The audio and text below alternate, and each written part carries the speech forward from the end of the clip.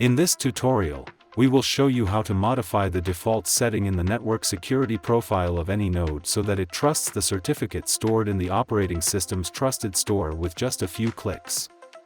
By enabling the OS Trusted Certificate Store, administrators can centralize certificate management, reduce the risk of manual errors, and ensure that certificates are consistently updated and trusted across the system.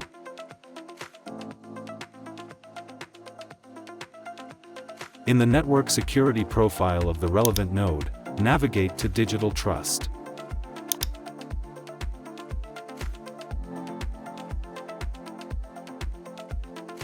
To enable any node to trust the certificates stored in the operating system's trusted store, you first need to change the default setting.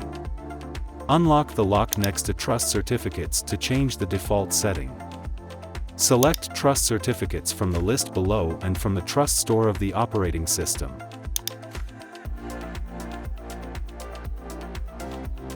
Confirm the change by clicking Commit.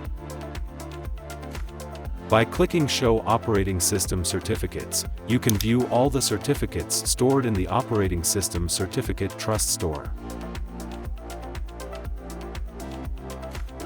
Congratulations!